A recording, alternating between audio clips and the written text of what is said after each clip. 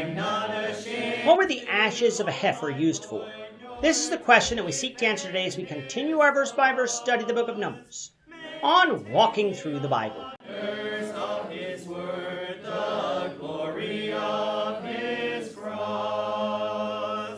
If you have a Bible with you, you can turn to Numbers chapter 19. We're going to be reading from verses 1 to 10. If you don't have a Bible, don't worry. Just follow along with us on the screen.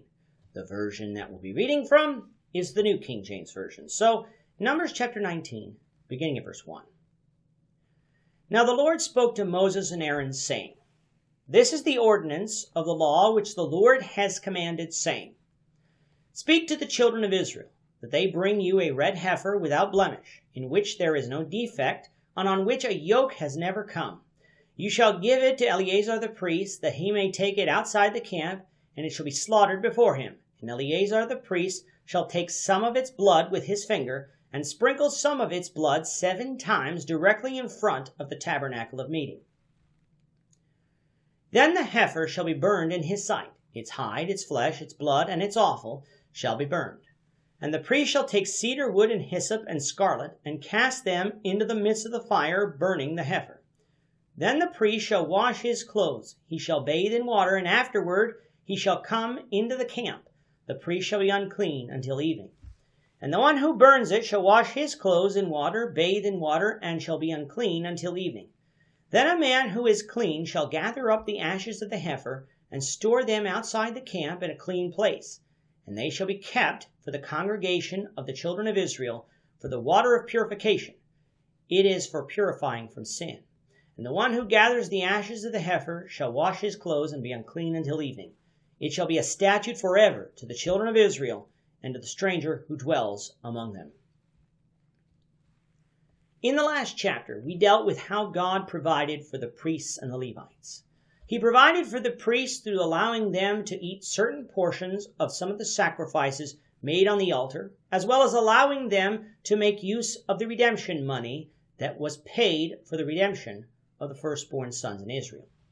He provided for the rest of the Levites through the tithes of food and animals that Israel offered to the Lord.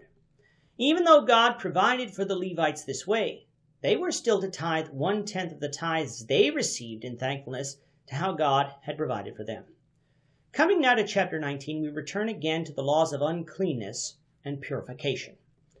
Up until this point, we have known that touching a dead carcass made one unclean under the law.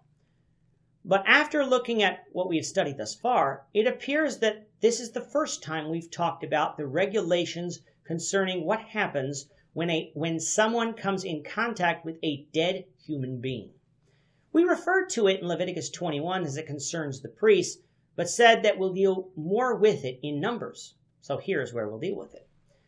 If a dead body made one unclean under the law, there had to be a way that someone was made clean.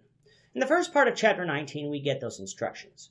It involved the killing of a red heifer, a female cow. That the cow had to be a red female cow meant that it stood out from all the other female cows. There are many reasons why people think that God chose red here, such as to symbolize blood and sin, but no reason is given, and thus in this podcast we tend not to speculate on such matters unless the text makes it rather clear. A heifer is not a calf, nor is it a female cow that has given birth, making it a pure sacrifice in this regard.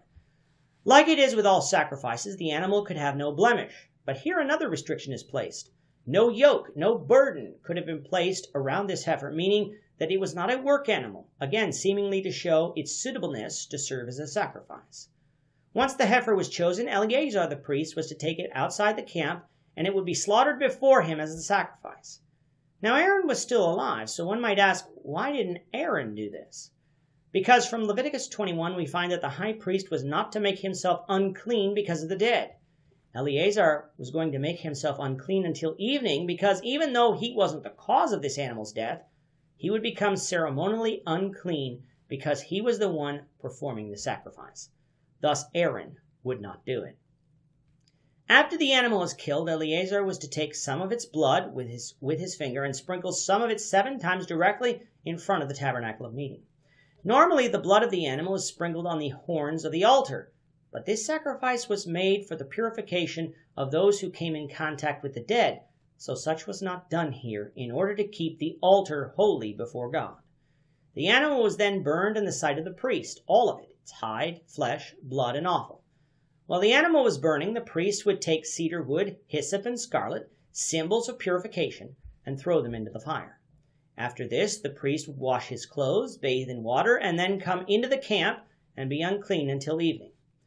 The one who was called upon to slay and burn the animal shall also wash his clothes and bathe in water and be unclean until evening. As to who would collect the ashes, someone who is clean would do that and store them outside the camp in a clean place. These ashes will be kept for the congregation of the children of Israel to make use of in the water of purification, which will be explained further on in this chapter. The one who collected the ashes would then wash his clothes, presumably bathe and be unclean until evening. This would be a statute forever among Israel and whoever dwelt in the land. I'd like us to note that only one heifer was killed that would serve the purpose of the congregation. Now that doesn't preclude in the future other heifers being killed, but each time a person came in contact with a dead body didn't mean another heifer was killed. The congregation could all use the ashes in the water of purification. It is this sacrifice that is referred to in Hebrews 9:13 as part of what typifies the blood of Christ that is able to totally cleanse us from our sins. We'll talk more about that, the Lord willing, when we get to Hebrews. But for now, we'll continue with this statute for Israel, the Lord willing, in the next lesson. With that, our time is up for today.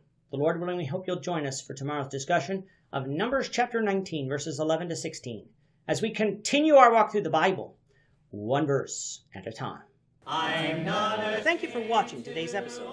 We hope that you found it edifying and ask that you not only subscribe to our channel and podcast, but that you like and share this episode among your friends so that the saving gospel of Jesus Christ can go out to the whole world.